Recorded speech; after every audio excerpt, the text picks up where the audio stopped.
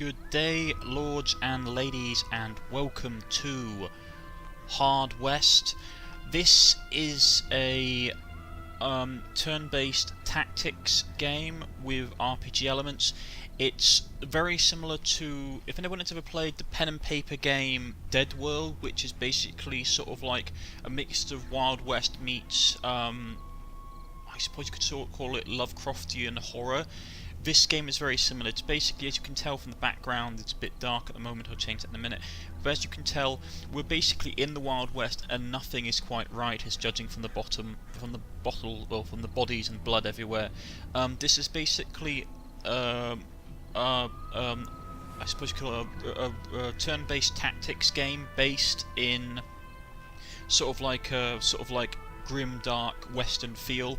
I'm a big fan of like this kind of setting. There aren't many games that do it, so was really happy. We've also going to play the Scars of Freedom expansion, which is supposed to be very good. I just want to quickly jump into the video. Text quality high, everything's high. Shadow quality high. Everything's set to high. Right. Radio. If you're ever interested, the settings, they have a lot of settings. The only thing I would say is, like, I'd like to basically see if you could change like the darkness, like the brightness setting, but I don't think you can. It's a shame. Right. So let's do the campaign. Right, the campaign is basically broken up into 4 arcs. That's the main campaign, and then you have party member campaign specifically. You also, I believe, you also have, because you predominantly play the gentleman here. I'm trying to remember his name. His name's John. What's his name? I can't remember off the top of my head. But we'll basically describe it in the scenario section. I've played the first scenario on easy, just to basically get a grasp of the game. In each scenario, as you can see here, there are particular things, like special items you can find. I have basically found these items in question. I have played with Iron Man on and combat injuries. I won't play with Iron Man on just because you can't save otherwise, and obviously because I'm doing a Let's Play I need to be able to save. I will be playing it with medium difficulty with combat injuries on. I will be playing it with additional features on, which we'll see in a second. Right, we've got to play it with normal, which is, this is a small challenge, but challenge nonetheless, a challenge but fair. We've got to play with combat injuries. When a critical character is killed, you have to start the scenario from scratch. Okay, that's fair. We'll play with Iron Man on. Gameplay mods, additional features that allow you to customize your Hard West experience. We can have full deck, start the scenario with a complete set of ability cards only available in the main campaign. The ability card system is that you basically have special traits and perks that you can give your character based on a playing card deck. You normally unlock these randomly, like you'll get, every time you complete a scenario or a mission, you get a couple of cards to your deck. Each one will be different, and it's always randomized. I don't particularly like the full deck. Enemies will no longer take 3 shots at the approaching character. This is what I'll explain. Is basically you have like an area around your character that if someone steps into it, it automatically triggers a reaction, a bit shot, which is rather damaging. Enemy abilities. Enemies will use a wider range of abilities to make combat more challenging. Well, let's do that. That's always a nice one to have, and we'll see how that goes.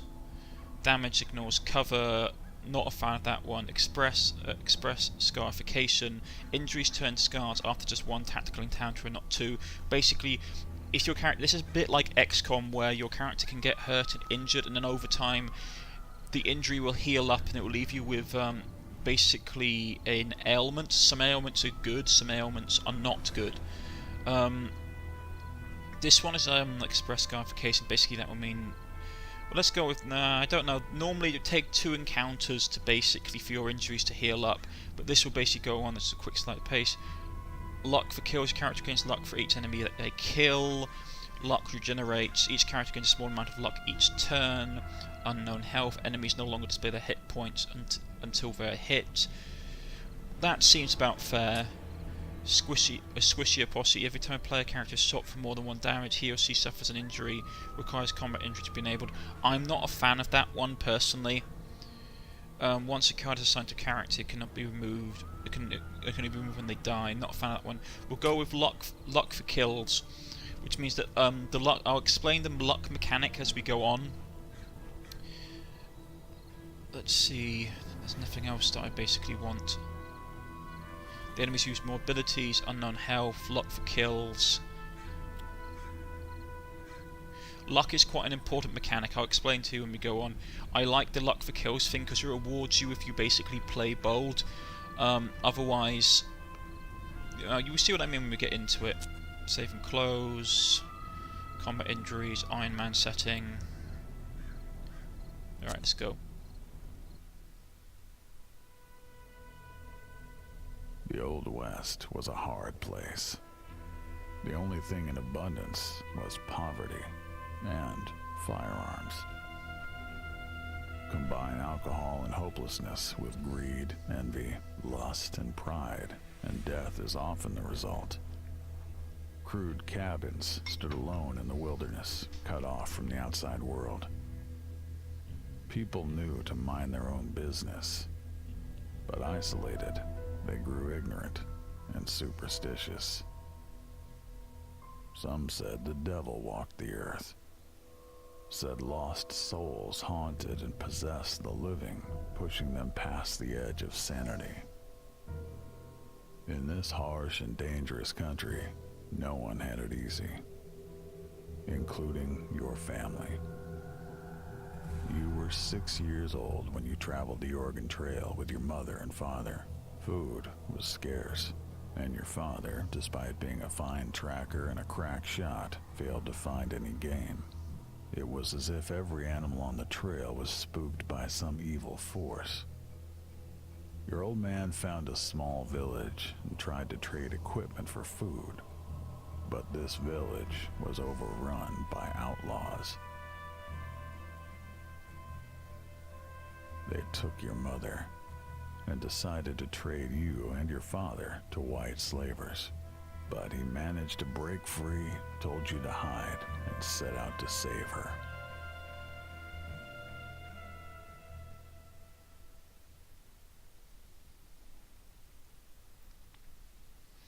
They took your mother away, can your father still save her? Right, this is like the first scenario. I will play a tutorial. I know how to do this, but it's a good introduction. The tutorial in this is rather straightforward, and it explains some really useful mechanics, so I'm just going to basically show this off.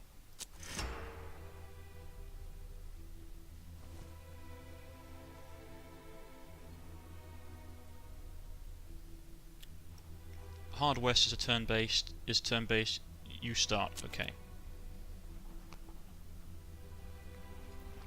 So I have a quick drink of water. In this mission, your father must rescue your mother who is being kidnapped by evil men. I do like the art style in this. As you can see, it's very stylized, but I do love it a lot. I like the colour. You can change the height with the mouse wheel, as you can see here. You have your weapon. This is the weapon we're using here. You can see what your character is. Character's title screen. His aim percentage, his defense rating, his movement speed. You can see what weapons he's carrying. 6-shooter, like the saying goes, God made men, but the 6-shooter made them equal. Basically, that's a quote I think from the Smith & Wesson repeating rifle, which is God made men, but Smith & Wesson made all men equal, or something to that effect. I'm not particularly au fait with some of the references they make in this because it's obviously set in the Wild West. Essentially, this person is a large role to play in unfolding events. Make sure they don't die. This is the difference. Some characters that you have in your party are expendable, some are not. So if you lose them, it's pretty bad. You have a number of things, or a number of ratings in this game. For example, this 6-shooter does 4 damage. It also gives your character 1 heat. Heat is here. Heat is how much the enemy AI prioritizes your character. it's basically like threat analysis, which is that if you imagine you're playing a game and you walk into a room and there are like 6 people in the room and one of them's got like a minigun and wearing lots of armor, he's going to be like your focus of your attention rather than the little person running around with a handgun and wearing like civilian clothes. It's the same thing in this. Abilities, I believe, add heat, weapons add heat, so if you walk into the room and you're basically carrying like a sawn-off shotgun or a shotgun, the enemy's going to take notice. Also, you have some afflictions and injuries make your heat ratio change as well, because they make you more noticeable. And damages versus half cover is 2. Basically, so if we try and shoot someone in cover, we only do half damage. Damage and full cover is 1. So it's not a bad weapon, but if you see against like covers, the damage drops off exponentially for the pistol. Right, we have 2 action points a turn, indicated by the little diamond, the little stars in his pauldron that he's showing off here. He's got 8 health. We have 100 luck. Luck is basically, it's a depleting resource. We'll see it in a second. I'll show it in a minute. We had to save them, right? You can only move within the range, which means that we can move within up to here for both our action points, or we can move to here and still take an action. So we've got to right mouse click and move here. Cover is indicated by the shield icons. Always stay in cover. There is half cover, full cover provides the best protection. Right, you've detected an enemy. Right. The enemy is out of cover, so your shot will be very effective. Basically, we don't know his health, but because we're out of cover, our gun will do the most damage. So we have a whole host of abilities down here that we only can use shooting at the moment. You can, if there's more people about, you can basically roll. I suppose you can slide through them and find the one that's probably got the best chance to hit, or the individual in question. But we've got to shoot him for 70% chance to hit. You can also, more information, you can see the breakdown of how you got to shoot him. Our character's aim is 65 points, which means it's 65% like natural to hit. The distance is in like the preferred. The gauge down here shows you the preferred range. We're in a preferred range, we get a bonus. The defense of the outlaw has a defense of 2, so it means that he's going to get defense. Actually, does he have a defense of 2? He's going to get. Well, I think it's because obviously he has a defense of 2, so it means that he gets 10% decrease to basically being hit. Also, stuff like luck and stuff plays into this. Luck is this resource here, and your luck is depleted by dodging damage. It basically, for example, I'm going to shoot him now. We put a bullet straight through his chest. Action points. See, most action requires action points. Each character starts combat with 2 AP. Shooting typically uses all your remaining AP. So basically, you want to move then shoot, but some abilities will basically require you to use both your action points. When all characters are out of AP, the enemy takes its turn.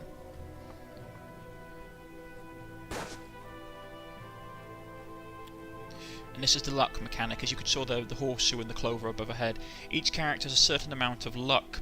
High luck protects you from enemy shots, but when they miss, your luck is depleted. It's basically a modifier, which is that I'm trying the best way to explain it.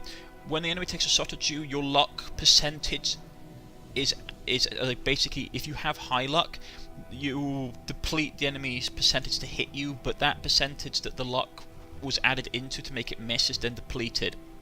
It's basically a resource bar, if you want to imagine it. Your character expends your luck resource to basically avoid getting hit from being lucky, but as the saying goes, you can only be lucky for so long. Right, we're going to move around here. He's in cover, so he's in full cover as well, so even if we shot from here, we'd only do 1 point of damage if we hit him. So we've got to try and flank.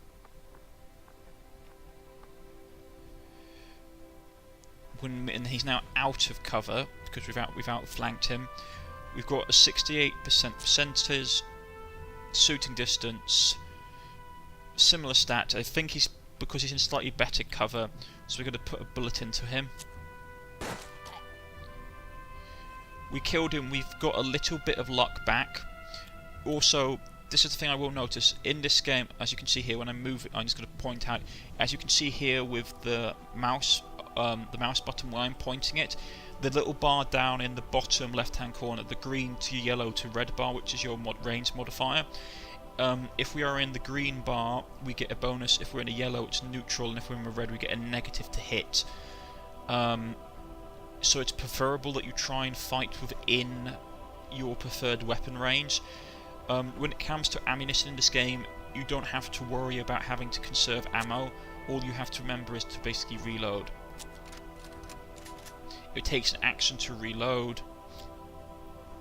Shadow spotting. In broad daylight you can locate enemies by their shadows. You can shoot them if they have an unobstructed line of sight. Some materials such as cloth or foliage can be shot through. Okay, this is actually quite an important thing to remember, folks, is that in this game the material that you're hiding behind directly impacts how much defense you have. So someone standing here, for example, because I can see his shadow being shown here, so I can gauge where he is. Also, you can hear stuff like by footprints and stuff. As someone moves, you get their last known position. Unfortunately, he's standing behind a cloth tent. Now, in some games, for example, that would be fine. I'm standing behind a cloth tent. The cloth tent is bulletproof. You can't shoot for it. In this game, not so much. I mean, if we go to the information, no line of sight, so I take a penalty for that, which drops my normal score of total just from 70 down to 60. Well, I would have 65 basically. Then we have the defense, the natural defense of the character in question, so it's at 60. I'm going to put a bullet for it. Outlaw is cleared. He's going to take a shot at us. Ooh, he's basically, as you can see, our luck is being heavily diminished now. We're down to 37 out of 100.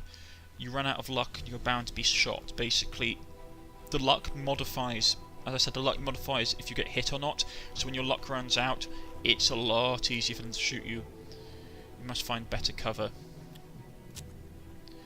Right, you can use objects in the environment to create more effective cover. Some objects in this game allow you to basically turn them from half cover to full cover like this. So what we'll do is we'll have the character run up here.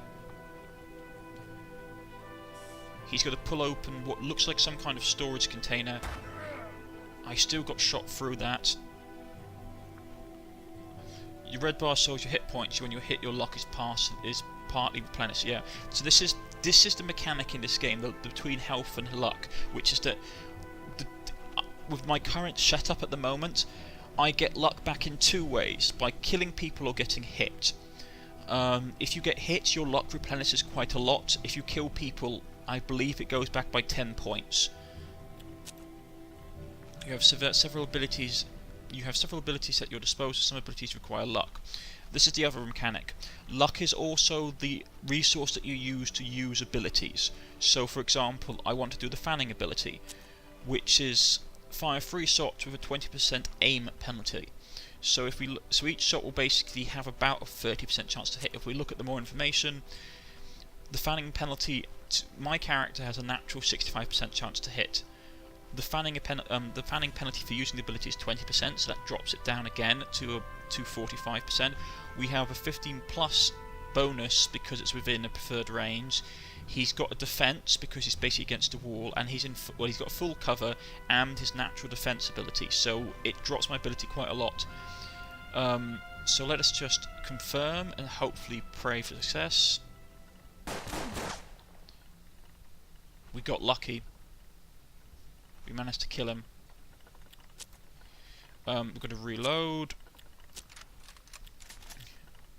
Basically, this game follows the similar rule of XCOM, which always reload when you get the chance. And we're going to go into full cover here.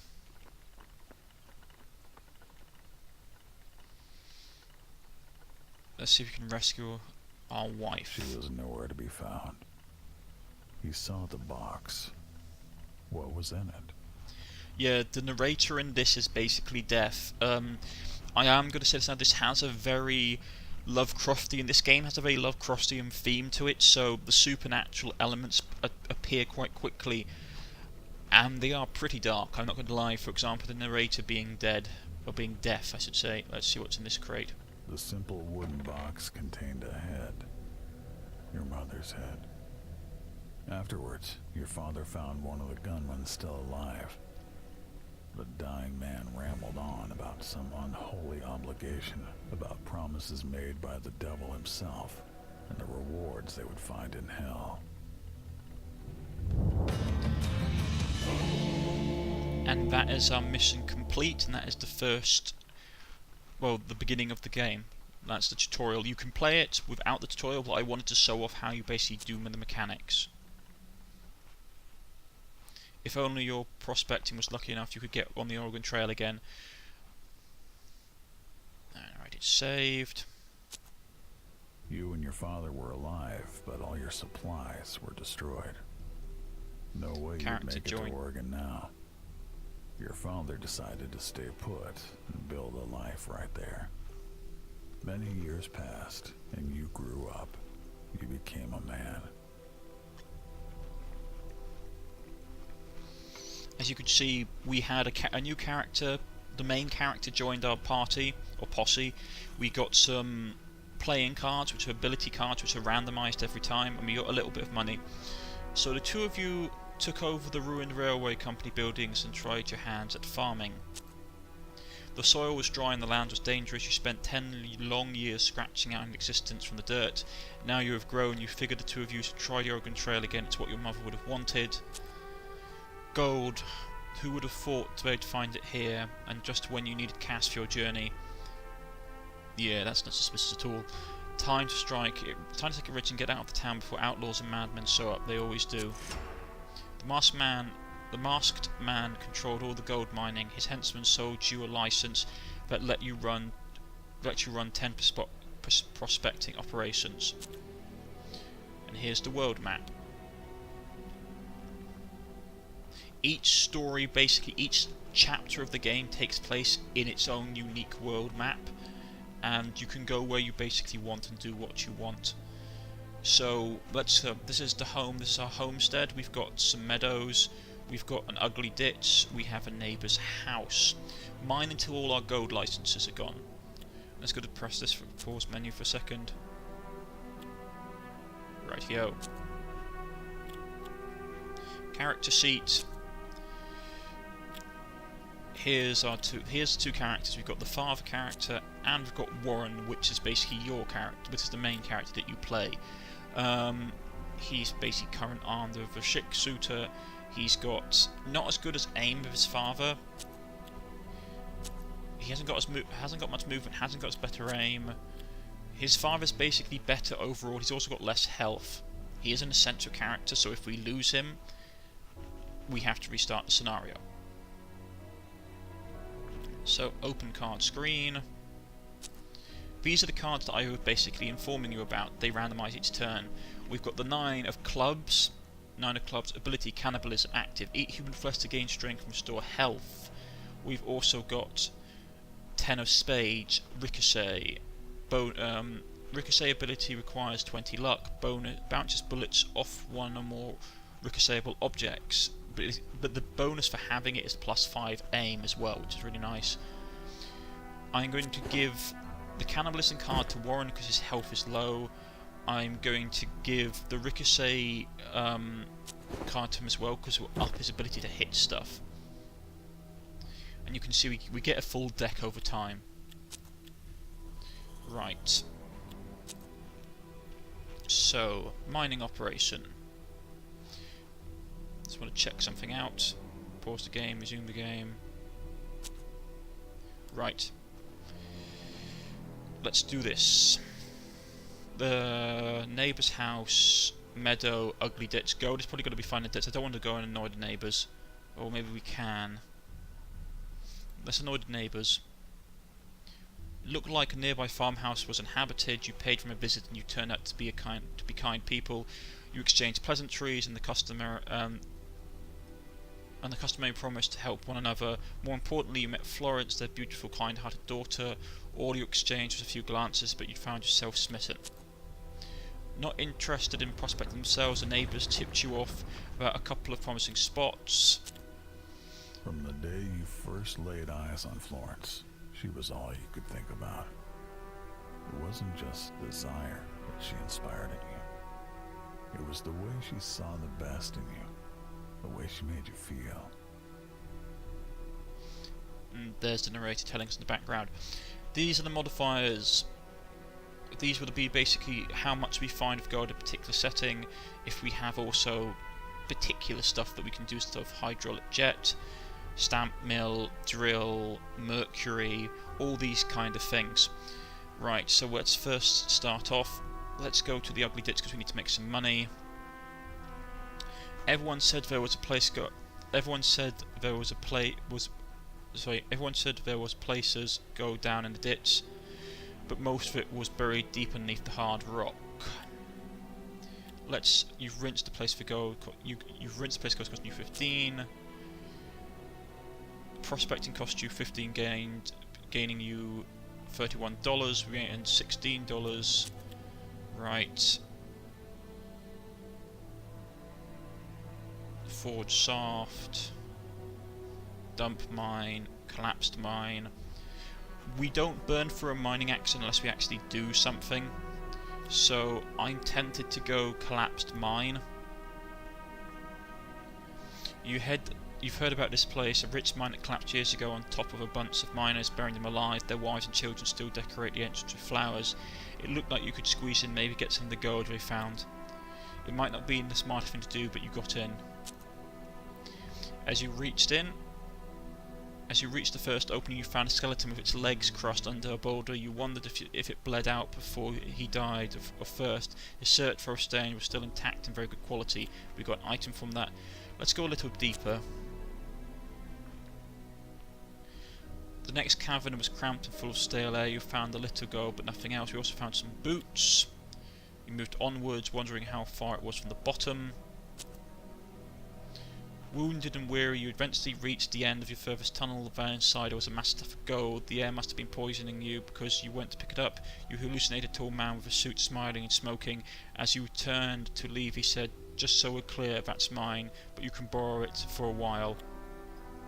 It was all too much. You head back to the surface. As you inched your way back to the sunlight, you heard a low rumble all around you. You heard your hands trembling, heavy drops of sweat rolling down your face. You've just emerged behind, blinking into the sunlight when the mine collapsed behind you.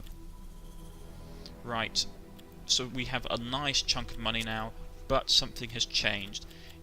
We have some new items, but if we go to William, or Warren I should say, we have a damaged foot. Damage to your foot results in reduced movement, a movement rate, and less HP, which sort of sucks. It means we can't move as far. But this will heal over time, and we may get a boon or an affliction, depending. Well, let's look at the items that we have. You can carry one weapon, or you can carry two weapons, or one two-handed weapon. You can carry two usable items, and you can carry one talisman. So, we could give him the bloodstained vest, almost new, just stained with blood a little here and there, protects from crippling injuries. That would be nice to have for our character. Sturdy boots. Boots of thick leather crafted by a talented shoemaker. I might give him that just to get his speed back up. I'll give him the vest. We've got the relic. Precious relic has a soothing effect on all witnesses of their mindless destruction. Grants healing over time to allies in radius. This is a one-shot item. You only have one of these. Any like tonic stuff, usable items, they only have basically there's only one use of them. Right, there we go. So we've got the dumping mine, foray shaft, ugly gold ditch. We had the abandoned mine that's used up. Let's go to this prospecting camp. Prospectors, led by Alexander Kane, have been collecting gold using rinsing pans. Kane has a vast knowledge of placer gold retrieving techniques. You've learned the master techniques of place gold rinsing. We get 75% more gold. That would be really useful, actually. You've learned how to retrieve gold using this a slicer trough. And as you can see now, our gold is times, instead of it times 1, it times by 1.75, which is really nice. So now what we can do, we can go here and use our rinse pan technique. Collected place gold deposit to rinse gravel and sand through sludge. We made 20 gold, $20 from that. The rock looked like it was hard rock depth, was still untouched. You can still use the unconventional extracting methods if we had the tools. We don't have the tools for that yet. We've rinsed the place for gold. Let's see what we can get. We've cost us 15, but we made 61, so we have a profit of 46 gold. Excellent.